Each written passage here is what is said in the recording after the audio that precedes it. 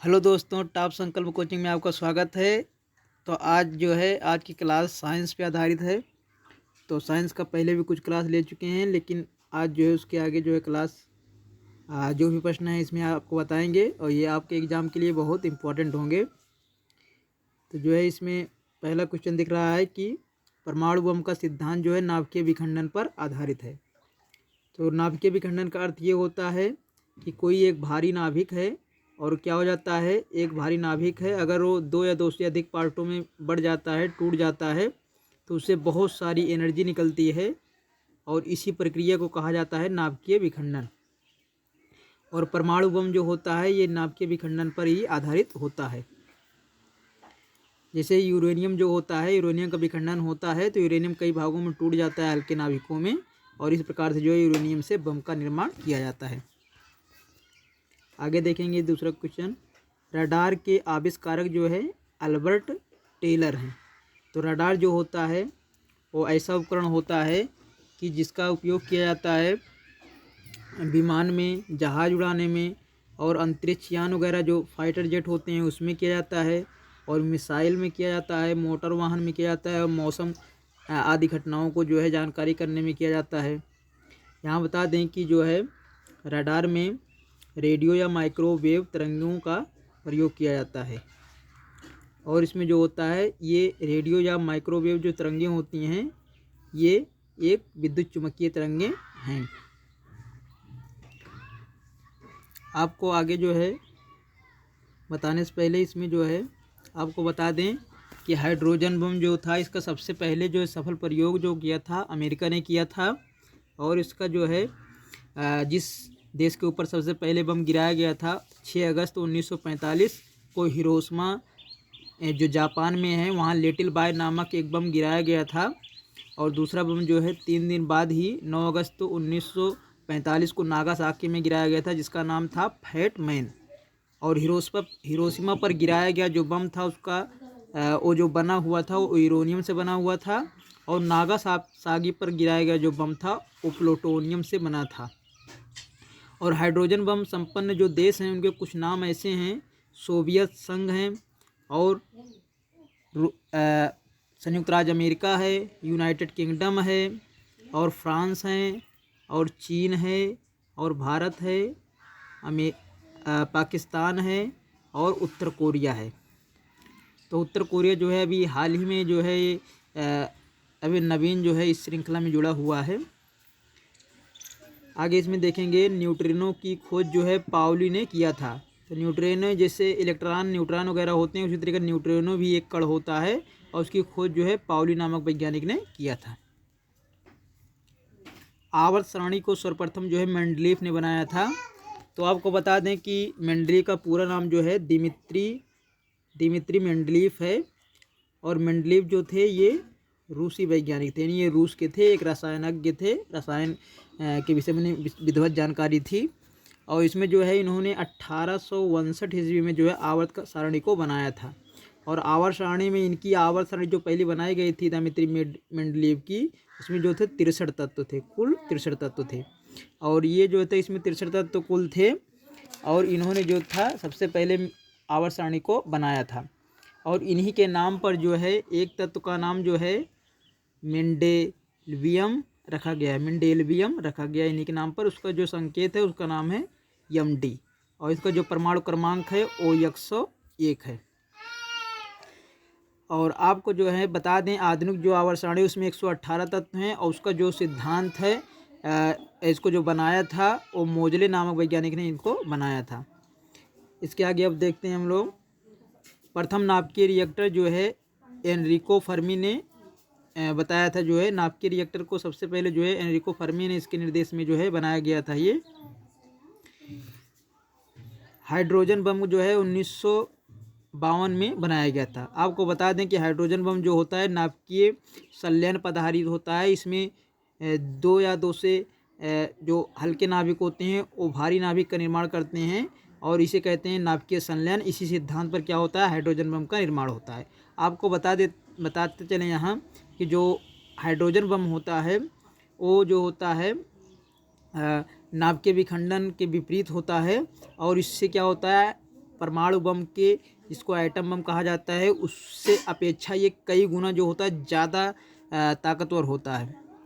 आगे देखेंगे हम लोग, प्रोटॉन धन आवेशित कण है। कहने का मतलब प्रोटॉन को P से दिखाया जाता है और ये एक धन आवेशित है, ये धन आवेशित होता है, उसको P से दिखाया जाता है। और इसको जो है किसी परमाणु में जितने प्रोटॉन होते हैं उतनी उसकी परमाणु क्रमांक होता है, उसके जो है परमाणु संख्या उतनी होती है। और इसे जो है किसी तत्व को अगर हम यक्स से दिखाते हैं तो यहाँ जो है इसको अगर यन से दिखाएं तो ये यहाँ जो लिखा रहता है इसको बोलते हैं प्रोटॉनों की संख्या या परमाणु क्रमांक कहा जाता है उसी को। अगर यहाँ कोई चीज़ लिखा गया है इसको कहा जाता है द्रव्यमान संख्या या एटॉमिक मास कहा जाता है। आगे हम लोग क्वेश्चन देखेंगे, परमाणु बम का आविष्कार जो था ऑटो हान नामक वैज्ञानिक ने किया था।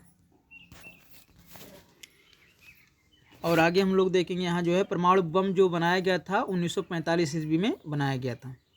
इलेक्ट्रॉन की खोज जो थी जे थॉम्सन नामक वैज्ञानिक ने किया था। आप लोग इसको याद कर सकते हैं सही तरीके से जो है। और पोलियो टीके की खोज जो की थी जॉन ई साल्क नामक वैज्ञानिक ने की थी। जॉन ई साल्क नामक वैज्ञानिक ने पोलियो की खोज की थी और जिसका उपयोग जो है 1955 से इसका उपयोग हो रहा है।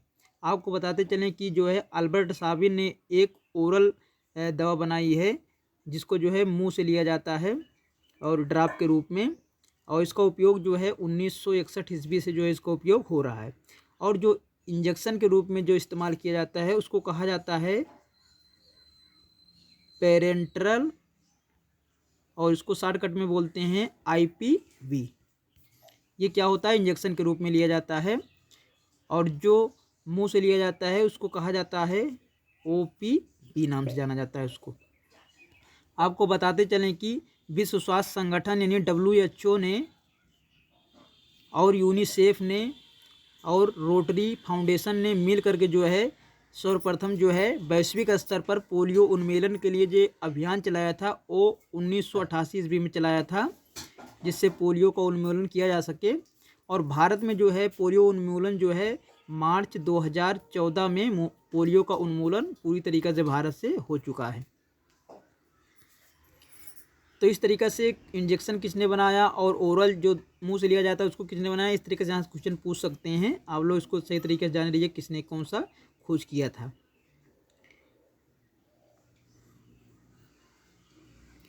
डायनामाइट की खोज जो की थी वो अल्फ्रेड नोबेल ने की थी। डायनामाइट एक विस्फोटक पदार्थ है और जो होता है इसको अल्फ्रेड नोबेल ने बनाया था। और अल्फ्रेड नोबेल जो है वो स्वीडिश नागरिक हैं, यानी स्वीडन देश के रहने वाले हैं। और इनके नाम पर ही एक तत्व जिसका नाम है नाबेलियम, तो नाबेलियम जो तत्व है आवर्त का, इन्हीं के नाम पर जो है उसका नाम रखा गया है। और इसका परमाणु क्रमांक जो है आपको बताते चलें कि 102 है, 2 है। और इसका संकेत जो है N और स्मॉल o है। और इसको जो है इन्हीं के नाम पर 1901 ईस्वी से जो है नोबेल प्राइज 6 क्षेत्रों में दिया जाता है। आपको आगे बताते हैं जो भी क्वेश्चन है। पॉजिट्रॉन यहाँ जुड़ा हुआ है, ये पॉजिट्रॉन की खोज जो है एंडरसन ने किया था। जैसे इलेक्ट्रॉन वगैरह होता है उसी तरीके से पॉजिट्रॉन भी होता है। और पॉजिट्रॉन की खोज आपको इतना याद रखना है कि एंडरसन ने किया था बस। गामा किरणों की जो भेदन क्षमता होती है, गामा किरणों को इस तरीके दिखाया जाता है और इसकी जो भेदन क्षमता होती है यानी किसी चीज़ को पार करने की जो क्षमता होती है बहुत अधिक होती है। और रेडियो एक्टिव तत्व जो होते हैं उससे किरणें क्या होती हैं, गामा किरणें निकलती हैं। टेलीविज़न की खोज जो है अलेक्जेंडर ग्राहम वेल ने की थी। टेलीविज़न जो है आप लोग जानते हैं इसकी खोज जो किसने किया था, अलेक्जेंडर ग्राहम वेल ने। सोलर सिस्टम यानी सौर परिवार की जो खोज की थी वो कापरनिकस नामक वैज्ञानिक ने की थी। नाभिकीय विखंडन में ट्रिगर के रूप में न्यूट्रॉन का प्रयोग किया जाता है। ट्रिगर के रूप में मतलब कि 3 न्यूट्रॉन जो होते हैं इनका प्रयोग किया जाता है शुरुआती तौर में, और इसे कहा जाता है ट्रिगर। तो ट्रिगर के रूप में किसका प्रयोग किया जाता है, न्यूट्रॉन को यंस के रूप में, स्मॉल एन के रूप में दिखाया जाता है। और न्यूट्रॉन का यहाँ बताते चलें कोई भी आवेश नहीं होता है या उदासीन होता है। क्वांटम सिद्धांत जो है उसको क्वांटम सिद्धांत जो है मैक्स प्लांक यहाँ का है, मैक्स प्लांक ने दिया था। और यहाँ बताते चलें आपको कि क्वांटा, और इसी को कहा जाता है क्वांटम कहा जाता है, क्वांटम, और इसी को कहा जाता है कि जो है फोटान। तो क्वांटा, क्वांटम या फोटान कण जो हैं वो प्रकाश के बंडलों के रूप में जो होता है एक प्रकार की ऊर्जा होती है, इसी को क्वांटा कहा जाता है, इसी को क्वांटम कहते हैं, इसी को फोटान कहते हैं। तो इस तरीक़े से इसको हम लोग सूत्र के माध्यम से दिखा सकते हैं कि फोटान की एनर्जी जो होती है एच म्यू होती है, और इस तरीके से जो है ये आवृत्ति को प्रदर्शित करता है, और ये जो है प्लांक नियतांक को प्रदर्शित करता है।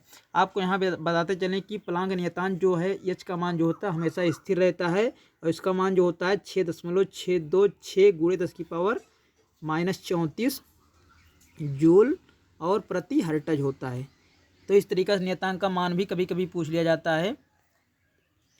रेडियोधर्मिता की खोज जो है हेनरी बेकुलर ने की थी। रेडियोधर्मिता की खोज, रेडियोधर्मिता का मतलब ये है कि किसी तरह से अल्फा बीटा गामा किरणें हमेशा जब निकलती रहती हैं उसे कहा जाता है रेडियोधर्मिता। और रेडियोधर्मिता की जो इकाई होती है वो हेनरी होती है और बेकुलर भी होती है। तो इस तरीके से इसकी इकाई या यूनिट भी आप लोग जानते रहिएगा। और बिग बैंग थ्योरी जो है ये डॉपलर के सिद्धांत पर आधारित है। आप लोग जो है डॉपलर सिद्धांत जानते होंगे कि आभासी जो है आवृत्ति में आभासी परिवर्तन जो होता है उसे कहा जाता है डॉपलर प्रभाव। हाइड्रोजन का परमाणु क्रमांक जो होता है 1 होता है, यानी ये ऐसे लिखा जाता है इसको 1, और लगभग इसका जो है परमाणु द्रव्यमान भी जो होता है लगभग थोड़ा ज़्यादा होता है, लेकिन इसको 1 मान लिया जाता है। ऐसा कभी कभी क्वेश्चन बन जाता है कि जिसका परमाणु क्रमांक या परमाणु द्रव्यमान लगभग सेम होता है, कौन सा तत्व है, तो हाइड्रोजन है। हाइड्रोजन जो है ब्रह्मांड में सबसे ज़्यादा पाई जाने वाली गैस है और सबसे हल्की भी गैस है। आवर्त सारणी में जो है सबसे पहला तत्व जो है वो हाइड्रोजन है, और इसे जो है क्षार धातुओं के साथ जो है रखा गया है। क्षार धातुओं में एकमात्र जो है अधातु तत्व जो है वो हाइड्रोजन है, और हाइड्रोजन जो है इसको भविष्य का ईंधन कहा जाता है। हाइड्रोजन के जलने से जो है जल का निर्माण होता है, और हाइड्रोजन जो है भविष्य का ईंधन है, इससे कोई प्रदूषण जलने पर नहीं होता है। इसका कैलोरी मान सबसे ज़्यादा होता है। भारत का प्रथम परमाणु रिएक्टर जो है अप्सरा है। तो पूछा जाता है इस तरीक़े से। इलेक्ट्रॉन के आवेश का निर्धारण जो है मिल्कान ने किया था, मिल्कान नामक वैज्ञानिक ने किया था। और परमाणु में उपस्थित सबसे हल्का कण जो है इलेक्ट्रॉन होता है। इसका कोई बहुत कम द्रव्यमान होता है, इसलिए ये जो है बहुत हल्का होता है। लकड़ी की आयु ज्ञात करने के लिए जो कार्बन 14 की सहायता लिया जाता है, नहीं एक प्रकार की विधि है ज्ञात करने की। तो लकड़ी या कोई भी जीवाश्म है, जीवाश्म का मतलब पहले उसमें जीव रहा हो लेकिन बाद में क्या हो मृत हो गया हो, उसी को जीवाश्म कहा जाता है। तो जितने भी जीवाश्म हैं उनको ज्ञात करने की लकड़ी हो गया, इस तरीक़े से और भी चीज़ें जितने होती हैं, कोई मृत जीव का शरीर वगैरह हो गया, इसके उसके अवशेष हो गए, उसको जाँच करने के लिए कार्बन 14 का प्रयोग किया जाता है। इसको जो है संकेत के रूप में C14 बोल दिया जाता है। पॉजिट्रॉन इलेक्ट्रॉन का प्रतिकरण है, मतलब इसका जो है पॉजिट्रॉन जो होता है इसका उल्टा होता है। यहाँ जो है R ऊपर लिख गया, यहाँ नीचे लगाया जाता है। ये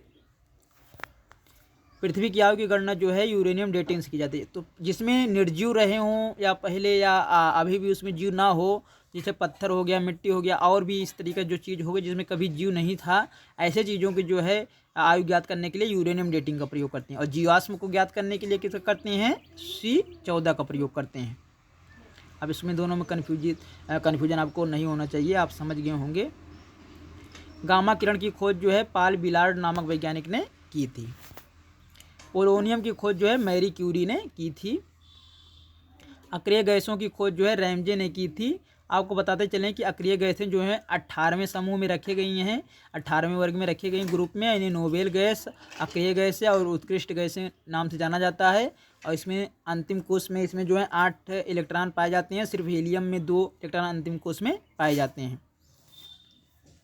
और इनको जो है इनका यूज जो है विभिन्न क्रियाओं में किया जाता है, और ये जो है निष्क्रिय होती हैं, किसी तत्व से क्रिया करके यौगिक नहीं बनाती हैं। डायनामाइट बनाने के लिए नाइट्रोग्लिसरीन का प्रयोग किया जाता है। नाइट्रोग्लिसरीन ऐसा पदार्थ है जिससे डायनामाइट बनाया जाता है। परमाणु बम का विकास जो है रॉबर्ट ओपेनहीमर नामक वैज्ञानिक ने किया था। तो आशा करते हैं आपको वीडियो बहुत अच्छा लगा होगा। आप हमारे वीडियो को अधिक से अधिक देखिए, अधिक से अधिक लोगों तक शेयर करिए, और जो है बेल प्रेस जो बेल है उसे प्रेस कीजिए, और जो है सब्सक्राइब कीजिए। आप जो है अधिक से अधिक जब सब्सक्राइब करेंगे तो जिससे हम आप तक अच्छे अच्छे वीडियो पहुंचा सकें।